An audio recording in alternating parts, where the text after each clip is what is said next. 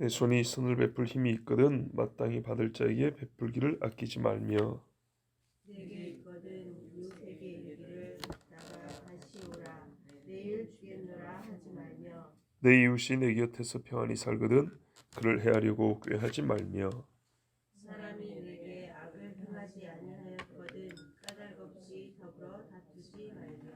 아멘. 모든 선을 행할 힘은 여호와 하나님이 주십니다.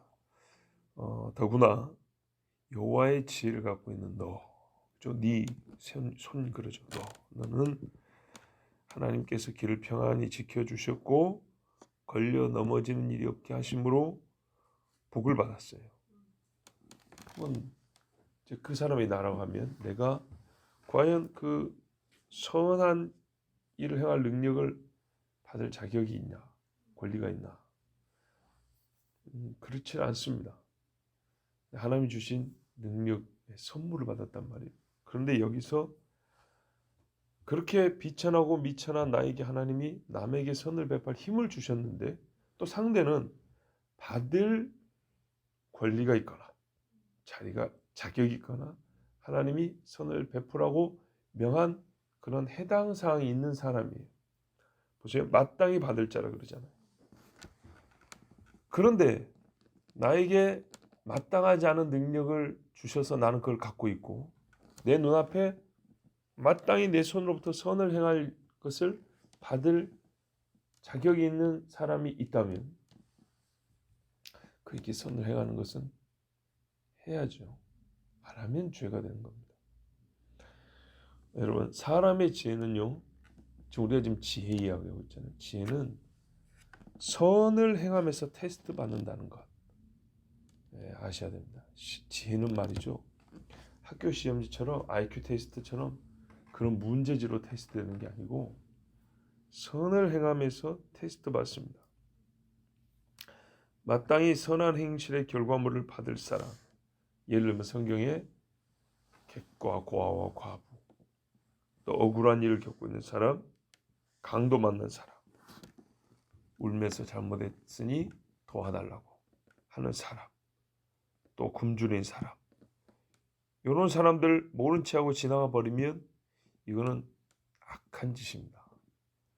그 선한 사마리아인의 비유라고 잘 아시죠? 알면서도 선을 행하는 마음, 이 마음은 우리가 절대 갖고 있으면 안 되는 마음입니다. 그런데 왜 이런 일을 할까요? 왜 선을 행해야 된다는 걸 알면서도 내 마음에서는 이 선을 행하기를 막는 마음이 있어서 선을 행하지 않을까요? 자, 지혜가 장수도 주고 부귀와 영화도 준다 그랬죠.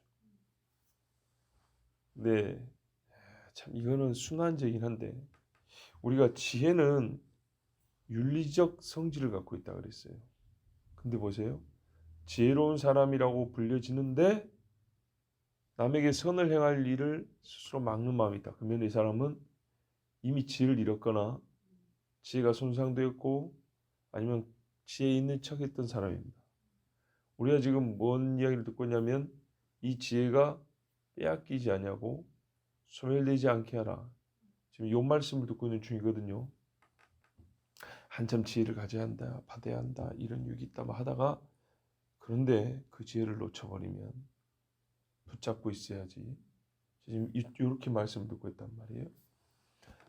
왜 사람이 이 가짜 지혜를 붙들면서 여전히 지혜 있다고 여기거나 또는 내가 지금 지혜를 많이 상실했다는 증표가 무엇일까요?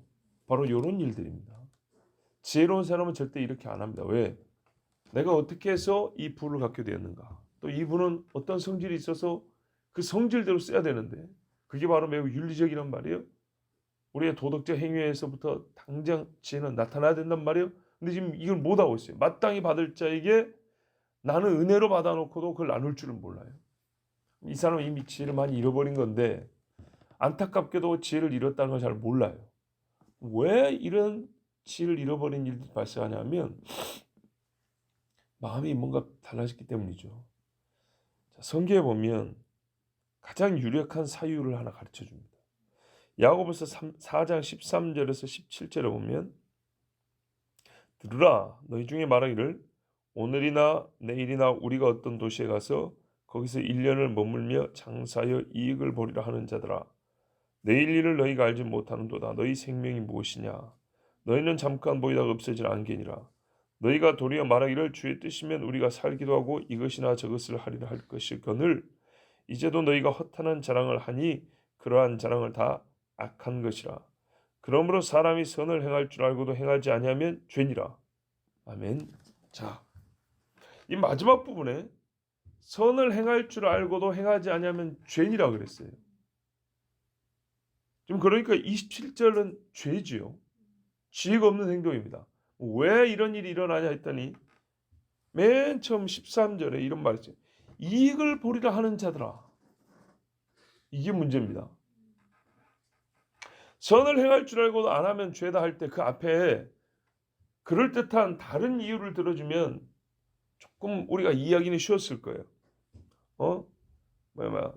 나 많이 가지고 있으면서도 나눠주기를 싫어하고 형제를 괜히 이유 없이 미워하고 자기를 드러내고 자랑하려고 하고 이래서 남을 안 도와주는 사람, 남에게 주면은 내 거를 줄어들 줄 알고 안 주는 사람, 뭐 이렇게 말했으면 더 쉬웠을 건데 매우 일상적인 사업가의 마음을 지금 말해주고 있거든요. 내가 이렇게 일을 해서 이익을 좀 남겨야지. 이 자체가 뭔 잘못입니까? 성경도 보면 씨를 뿌릴 때 거둘 것을 생각하고 뿌리지 않냐? 당연한 이야기죠. 이게 뭐가 잘못이죠? 그런데 갑자기 하나님은 14절부터 책망을 합니다. 너희 생명 아무것도 아닌데 그것도 모르고 지금 돈 번다고 하는 얘기냐? 그렇게 말할 것이 아니라 하나님의 뜻이면 우리가 할 수도 있고 못 할 수도 있다. 이렇게 말을 해야지. 자, 이익을 보리라 하는 말은 우리가 평상시에 잘 쓰는 말입니다. 이렇게 하면 뭐가 남고 이렇게 하면 무슨 이익이 있고. 그런데요, 여기서 마음의 문제입니다. 16절에 보니까 허탄한 자랑을 하니 이렇게 돼 있어요. 왜 사람이 선을 행할 줄 알고도 행하지 아니하게 되냐면 이익을 보리라라는 일반적인 뿌리는 사람의 마음에서 그 속에 뭐가 들어있냐면 들어가 보니까 허탄한 자랑이 들어있다는 거예요. 즉 내가 어떤 이익을 거두어서 이거를 사람들에게 과시하는 용도로 쓰려고 하여 계획을 세우는 사람은 그 과시할 정도의 분량이 차기 전까지는 남을 도와주지 않아요. 그래서 남을 돕지 않게 된다는 거예요. 없어서가 아니라 내가 이익을 얻고 더 쌓아서 내가 누구보다 더 뛰어난 누구보다 더 많은 재물이 쌓여져야 돼요. 이것을 목표로 하는 사람은 그 전까지는 구수해서 산다는 거예요. 이익의 산출을 넘어서 이익을 더하려는 욕심, 이럴 때는 선을 행할 줄 알고도 행하지 않은 일들이 많이 벌어집니다. 그래서 이익을 더하지 못하고 그 사람은 결국 죄를 더하고 죽습니다. 우리 어릴 때도 경험인데요. 제가 어릴 때 최고로 기분 좋은 거는 과자가 한 봉지 있고 100원이 하나 더 있는 겁니다. 100원으로 과자를 한 봉지 사거든요. 기분이 이상하더라고요. 1000원짜리가 있는 것보다 100원짜리 하나 더 있을 때 느낌이 좋더라고요. 직접 경험한 겁니다. 이걸 다 먹어도 하나 더 살 수 있어. 그런데 여러분 생각해보세요. 어떤 애가 나는 과자 한 봉지밖에 없고 100원이 없어요. 뭐 어쩔까요? 제가 다 먹고 나도 다 먹으면 제가 100원 남은 걸로 또 하나 사 먹을 때 나는 못 먹잖아요. 그럼 어떻게 해요? 일부러 천천히 먹어야죠. 제가 2봉지 사 먹을 동안에 나는 한 봉지로 버텨야 되니까 그때 남이 좀 달라 해도 줘요 안 줘요? 주기 싫거든요. 물론 제가 주기 싫었던 경험까지는 기억이 안 나는데 이게 상식적인 생각이에요. 자, 여러분 여기다가 100원이 아니라 동그라미 한 10개 더 붙이면 돼요. 10개까지 할 것도 없네. 한 5개 더 붙이면 돼요. 이게 이제 성인들의 마음입니다. 누구보다는 내가 더 남아 있어야 돼.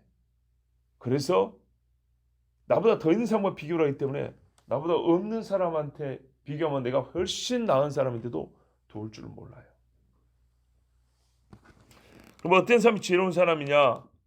너에게 있거든 이웃에게 이르기를 갔다가 다시 와라 내일 주겠다 이렇게 말하지 말랍니다. 요 27절에 선을 행하지 못한 사람들은 남이 와서 부탁을 하면 이렇게 대답합니다. 악하게 안 줘! 이렇게 말하는 건 어린애들 대답이고요. 어른들은 안 줘를 다르게 표현할 줄 알아요. 그게 이런 말이에요. 내일 다시 와. 내일 줄게. 이거예요. 이게 애들 말로는 주기 싫어 안 줄 거야. 이런 말이에요. 갔다가 다시 오라. 내일 내가 줄 것이다. 여러분 성경에 보면 누가복음 11장에 잠자리에 든 친구도 친구 와서 부탁하면 빵을 내준다 그랬어요. 근데 어찌 먹을 걸 쌓아두고도 보세요. 20절 선을 베풀 힘이 있거든입니다. 있는 상태.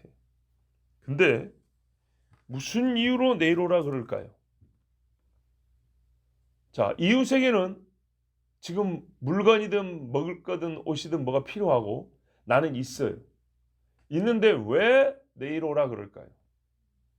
내일 오면 뭐가 달라지죠? 뭐가 달라질까요? 그 사람이 올 밤에 죽기를 바라는 걸까요? 주고 싶지 않기 때문이죠. 일단 주고 싶지 않기 때문이죠. 쌓아두고도 안 준다는 건 주고 싶지 않기 때문인데 그러면 내일 오면 시간만 미뤄졌을 뿐이지 어쨌든 줘야 되잖아요. 이런 말을 왜 하냐? 아주 기초적으로는 하루라도 미루고 싶은 마음이죠. 하루라도 내가 더 갖고 싶은 마음. 거기다가요. 현실에서는 이런 경우에 내일 그 사람이 찾아오면 주지 않을 수 있는 구실을 만들어낼 시간적 여유를 벌고자 하는 겁니다. 내일 왔을 때 오늘과 다른 내일이기 때문에 내일은 안 줘도 되는 핑계를 만들 수 있어요. 자리를 피해버리면 됩니다. 그 사람이 올 때쯤 오겠다 하면 하루 종일 밖에서 나갔다 들어오면 됩니다. 또요. 예를 들어서 먹을 걸 합시다. 하루 동안에 부지런히 먹어버리면 되죠. 그냥 단순하게 얘기하는 겁니다. 없애버리면 됩니다. 써버리면 됩니다. 내가. 자, 기름이 10말 있어요. 한 말 달라 그랬어요. 부지런히 태워버리면 됩니다. 물건이 있죠. 싼 도매급으로라도 빨리 팔아 넘겨버리면 됩니다. 공짜로 주는 것보다 싸게 팔면 낫죠. 또는 가지고 있지 않다. 아, 어제는 있었는데 오늘은 없네. 라고 뭔가 핑계를 만들 수 있는 이 꾀를 만들 수 있는 시간을 버는 겁니다. 결국 이웃이 빈손으로 돌아가게 만들 일을 만드는데 시간이 필요합니다. 그래서 하루라도 시간을 벌고자 내일 오라 그럽니다. 현실에서 그런 일들이 있습니다. 믿고 내일 갔더니 없다는 거예요. 다시 한번 지혜와 윤리와 도덕에 대하여 설교했던 것을 상기시켜 드립니다. 지혜는요. IQ 테스트 해서 높게 점수 나온 걸 지혜라고 말하지 않습니다. 하나님은 그 지혜로 우리를 만드셨고 우리를 구원하셨습니다. 하나님의 속성과 분리되어 있는 지혜란 건 없습니다. 하나님의 긍휼히 여기심이 없는 지혜는 지혜가 아니고 잘해야 꾀입니다. 관계 그런 걸 지혜라고 하지 않죠. 남을 해하고 자기를 살리는 이런 식의 살린다. 자기를 이익되게 하는 그걸로 끝나는 것들은 지혜라고 말하지 않습니다. 자, 제 것만 남에게 안 주는 것으로 끝나는 어리석고 악한 자는 또 현실에서 드뭅니다. 무슨 말이냐면 내가 안 줌으로 내 것을 유지하고 남을 그대로 궁핍하게 하는 이거는 매우 소극적이고요. 적극적으로 어떻게 하냐면 남이 가진 것을 무너뜨려 버리죠. 이런 사람이 악한 사람이죠. 그러면서도 나는 여전히 지혜로워. 봐, 내가 얼마나 머리가 좋은가 봐봐. 저 사람은 그냥 확 무너뜨리는데 나같이 기발한 아이디어를 가진 사람이 없다니까. 이거는 지혜가 아니고 진짜 간악한 꾀입니다.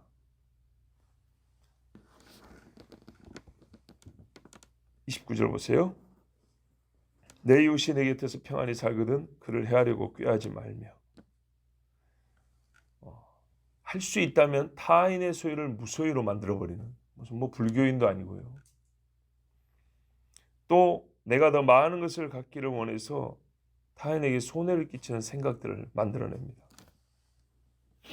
그러면서도 이런 생각하죠. 내가 도둑질을 한 건 아니다. 그렇죠. 도둑질한 건 아니죠. 내가 그 물건을 뺏어왔습니까? 그건 아니죠. 근데 여기 보면 평안히 살거든 해하려고 꾀하지 말라 그랬어요. 물건을 훔쳐오는 건 아닐지라도 다른 사람의 삶에 문제를 일으키는 겁니다. 문제를 일으키면, 예를 들어서 사람의 마음이 매우 근심스럽게 되면 많은 재물이 있어도 없는 것과 마찬가지가 되고, 또 잃는 것과 같이 물건을 이렇게 소비하고 쓰게 됩니다. 정신이 상해버린 사람들 어떻게 해요? 거의 미치광이로 살죠. 얼마 전에 이런 뉴스가 있더만요. 100만 원치 음식을 시켜가지고 아파트 단지 5만 대다 던져버린 여자가 있었어요.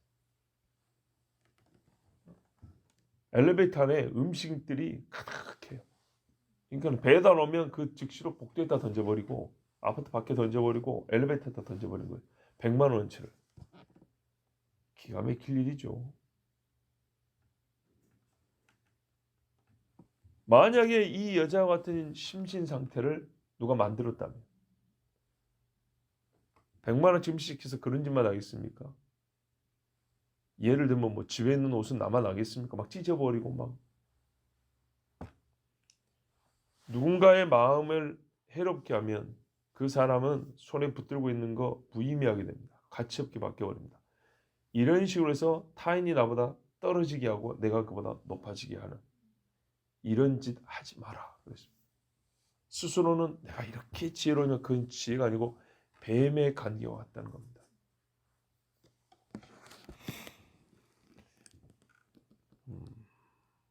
아버지를 분하게 만들고 부끄럽게 만들려고 다윗의 후궁 10명을 강간한 압살롬 보십시오.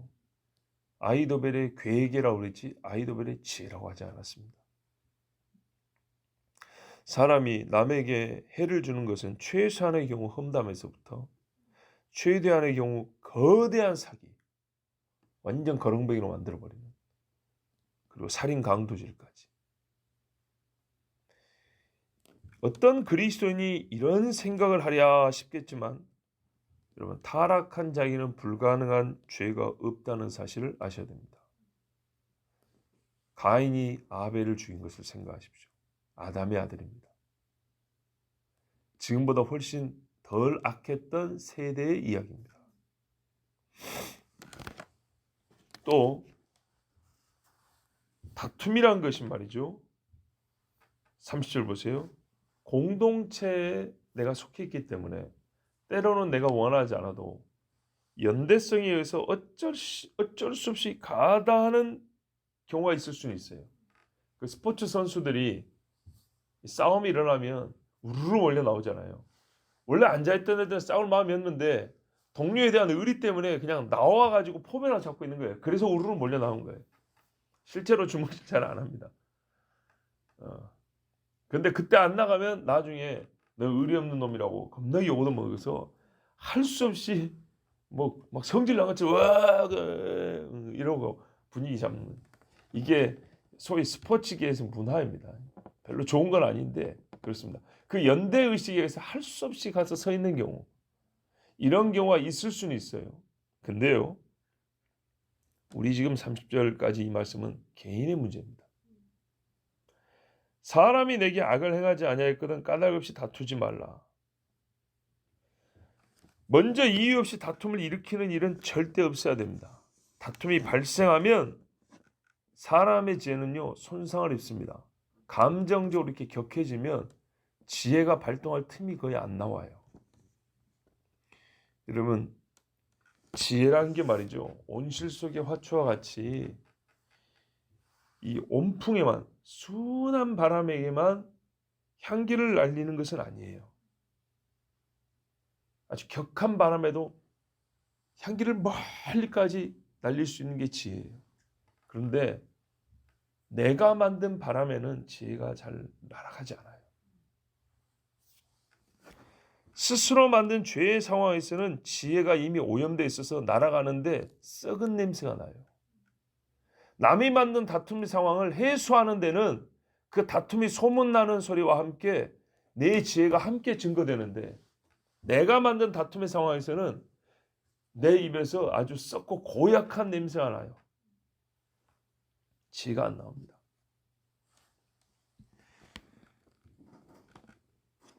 자, 스스로 만든 죄의 상황에서는 이미 지혜가 오염되어 있어서 바른 길로 나를 인도하기 어렵습니다. 그래서 그때는 솔직히 타인의 지혜가 필요합니다.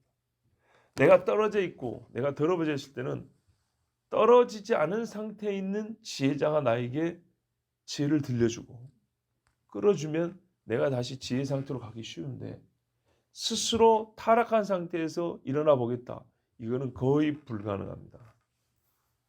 만일 이것이 가능했다면 아담과 하와는 스스로 구원받았다 할 거예요. 지혜의 정상 상태가 이미 무너졌기 때문입니다. 정상 상태, 힘을 발휘할 수 있는 정상 상태가 무너졌기 때문에 못 일어납니다. 봐보세요, 여러분. 다리가 부러진 걸 봐보세요. 다리가 부러지면 정상 상태에서는 앉아 있다가 일어나죠. 근데 접질러 가지고 내가 앉아 있게 됐어요 지금. 그러면 자기 혼자 발로 일어납니까? 못 일어난다고요. 다리가 넘어지는 순간 정상 상태에서 벗어나기 때문에 정상적인 힘을 못 쓴다고요. 그때는 누가 도와줘야 돼요. 일어나려면 보조기구를 써야 됩니다. 그런데 이런 다툼의 상황은 어떻게 하면 스스로 야기한 다툼이잖아요. 공연히 다툼을 일으켰다잖아요. 그럼 어떻게 해요? 내 스스로 정상 상태인 지혜를 부러뜨린 것 같다고요. 그래서 내 지혜로는 스스로 못 일어납니다. 우리가 육에 대한 이 생각의 틀을 그대로 영적고 내적인 데 적용하면 별 차이가 없어요. 그래서 제가 이해를 그렇게 든 겁니다. 팔이 넘어져서 부러졌다. 누워있다가 일어나는 거하고 겉모습은 비슷해요. 둘 다 자빠져 있으니까. 그러나 부러진 팔을 갖고 못 일어나지만 정상적인 팔에 힘이 있을 때는 잠자고 일어날 때 손짓고 일어나면서 아이고 잘 잤다 이런다고요. 그러나 자빠진 거, 넘어진 거는 내가 남에게 다툼을 일으킨 것과 같아서 똑같이 누워있는 상황이지만 그때는 내 지혜가 부러진 팔처럼 힘을 발휘하지 못해서 절대로 스스로 거기서 헤어나기가 어렵습니다. 그래서 옆에서 지혜로운 사람이 도와주는데, 좋게 말을 했을 때 도움을 받으면 수월하게 일어나는데, 그렇지 않을 경우에는 이제 안타깝게도 더 고통을 당하게 되는 겁니다. 그러면 이제 궁금해지죠. 아까 이웃에게 도움을 줘야 되는데도 내일 오라 하는 경우가 있대요. 왜 그런 일이 있을까 할 때 우리 인간의 마음을 좀 살펴봤죠. 자, 29절 30절은 이제 다툼에 관한 이야기인데, 도대체 왜 사람이 공연히 다툼을 일으키기까지 할까? 무엇을 더 얻겠다고 이런 일을 할까요? 보통은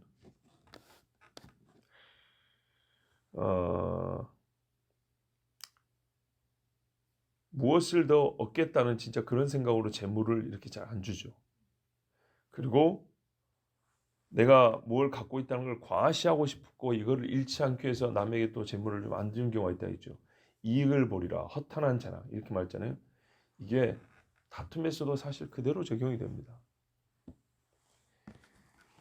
특별히 여기서는요, 타인에 대하여 무시하는 생각이 있으면 함께 발사합니다. 봐보세요. 어린애들 이야기는 하지만 어른도 똑같긴 해요. 학교에서 폭력을 쉽게 쓰는 애들 봐보세요. 내가 힘이 있고 제가 약해. 그러니까 어떻게 해요? 공연히 다툼을 일으키죠. 야, 이게 건드려 본단 말이에요. 그것처럼 어른들도 조폭 보세요. 지가 힘이 있고 상인들이 힘이 없으니까 가서 발로 구방 걷으면서 보호비 명목으로 오늘 수입 중에 얼마 내놓으라는 거예요. 왜 그런 짓을 하죠? 자기가 힘이 있기 때문입니다. 과시하는 겁니다. 그리고 동시에 타인을 업신여기는 마음이 있으면 그렇게 됩니다. 타인에 대한 존중이 없습니다.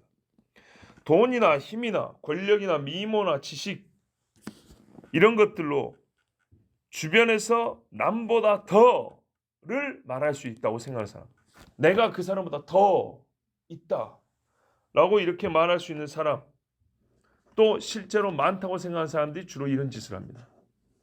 내가 네보다 돈이 더 있어 할 때 괜히 다른 사람하고 시비를 거는 경우가 있습니다. 왜 문제 있으면 내가 돈을 그냥 쓰면 되니까. 돈 없는 사람은 행여나 시비에 걸려가지고 파출소라도 갈까봐 부들부들 떠는데, 돈이 집에 쌓인 사람 뭐 그까짓 거뭐 변호사 써갖고 돈 자꾸 풀어내면 돼, 이렇게 나간단 말이에요. 이런 사람들 어떻게 해요? 쉽게 갑니다. 아주 비싼 차를 보고 다니는 사람하고 우리 집사님처럼 아주 소박한 차를 보고 다니는 사람은 운전할 때 이게 달라요. 뭐 치든지 말든지 지가 손해보지 내가 손해보나 이런 마인드하고, 아이고 안 되는데 한 방 박으면 나 완전 그냥 한 달 생활비가 없어져 버린, 이거는 사람 마음이 다르죠. 보통 그래서 사람 마음이 이렇게 공연하게 다툼을 일으키거나 다툼에 대하여 자기 자신을 그냥 이렇게 풀어버리는 경우, 방치해 두는 경우는 자기를 과시하고 싶은 마음이 있거나 타인을 업신여기는 마음, 이 두 마음이 되게 공존하는 경우입니다. 이것을 지혜라고 할 수 있을까요? 아니죠. 근데 희한하게 우리는 성경에서 지금 윤리와 도덕을 얘기하는 게 아니고 지혜를 얘기하고 있습니다. 그래서 지혜와 윤리가 함께 묶여져 있다는 걸 알아야 됩니다. 절대 잊으면 안 됩니다. 제가 지혜로워서 세상에 이렇게 돈을 많이 벌었대. 이렇게 끝나면 이건 그리스도인으로서 우리의 좀 생각이 부족한 거예요. 그 다음을 보세요. 그 돈을 어떻게 쓰는가를 보세요. 그래야 진짜 지롭다 지롭지 않다가 판단이 되는 겁니다. 그러고 나서 우리가 그를 지혜자로서 여겨서 대할 것이냐, 아니면 그냥 돈 많이 번 사람으로 대할 것이냐, 다른 겁니다. 또 술 취함과 같이 이성을 잃은 경우가 예속합니다. 공연히 다툼을 일으키는 경우 대표적이죠. 여러분, 술 취하면 그 사람은 이미 아까도 말씀에 비슷한 경우인데요. 지혜가 발동하고 있는 여러 가지 부대 조건이 필요합니다. 함께 작동하거든요. 차 엔진에도 연료 탱크가 있어야 되고, 연료에 불 붙여주는 장치가 있어야 되고, 이거를 운동을 시켜주는 장치가 있어야 되고, 이 불을 떼기 위해서는 전기도 필요하고. 그런데 지혜는 단독으로 움직이지 않습니다. 하나님 주신 이성이 역시 정상적으로 움직일 수 있는 상태여야 합니다. 근데 이걸 마비시켜버린 거예요. 기름은 넣는데 기름이 공기 중에 공기하고 섞여가지고 전기를 튕겨주면 폭발하게 이렇게 해야 되거든요. 근데 공기를 받아들이는 쪽이 막혀갖고 있어요. 공기 필터가 먼지로 꽉 차가지고 공기가 안 들어와요. 그러면 기름 백날 천날 넣어갖고 해봐야 차 안 갑니다. 마찬가지입니다. 지혜가 있는 사람인데 한시적일지라도 이성을 잃어버리는 짓을 해버리면 이 사람에게서는 지혜로운 행동이 나오지 않습니다. 그러므로 여러분, 좋은 인성과 생활 습관을 배우는 것도 매우 중요합니다. 디모데전서 4장 8절에 육체의 연습은 약간의 유익이 있으나 경건은 범사에 유익하니 금생과 내생에 약속이 있는 줄 알았어요. 예, 육체의 연습도 하셔야 됩니다. 손을 뻗는 것을 배우고 다툼을 멀리하고 타인의 평안을 기뻐하는 마음을, 그런 생각을 연습해야 됩니다. 육체의 연습은 약간의 유익이 있습니다. 절대 연습이 유익이 없는 게 아닙니다. 왜 운동한다고 걷습니까? 유익이 있어요. 사람이 먹고 하루 종일 생각을 전혀 안 하고 멍하게 있으면 이 사람에서 지혜가 나올까요? 아니요. 아까 그랬죠. 술 취하면 이성이 마비된다고요. 그리고 감정은 격화되고요. 이렇게 되면 지혜가 없는 것과 마찬가지입니다. 술을 안 먹더라도 다른 방법으로 똑같게 내 상태를 만들면 역시 지혜가 없는 겁니다. 그게 뭐예요? 생각을 뭐가 들려면 안 돼. 생각 안 해. 그냥 계속 멍 이러는 거예요. 이렇게 되면 이 사람은 술을 안 마시지만 술 취한 것과 똑같은 사람이기 때문에 지혜롭다고 할 수가 없습니다. 그래서 육체의 연습을 해야 됩니다. 성경은 뭐래요? 생각하라, 생각하라, 생각하라는 말을 얼마나 많이 하는지 모릅니다. 나보다 앞선 사람들, 내 주변에 있는 사람들, 성경에 우리에게 모범이라고 한 사람들의 그 행적을 생각해 보는 것 아주 중요합니다. 또 경건의 연습은 범사에 유익하다 그랬습니다. 여기서와 그곳에서 유익하다 그랬습니다. 하나님 앞에 항상 서 있었던 여호수아의 자세를 익히는 것 우리에게 아주 큰 도움이 됩니다. 다니엘의 습관을 몸에 배이게 하는 것 정말 큰 도움이 됩니다. 여기서 하나님의 복주심과 보호하심을 경험하고 즉 육체를 갖고 있는 동안에요. 또 그날에 하나님의 부르심을 받고 약속의 땅에 들어감을 얻기 위하여 여러분 육체의 약간의 연습, 유익있는 육체의 연습과 여기서와 그곳에서 동시에 유익있는 경건의 연습 우리가 지혜를 얻었다면 부지런히 해나가야 됩니다. 그래야 지혜는 온전하며 건강하게 활동을 해서 우리를 지혜로운 사람 되게 합니다. 기도하겠습니다.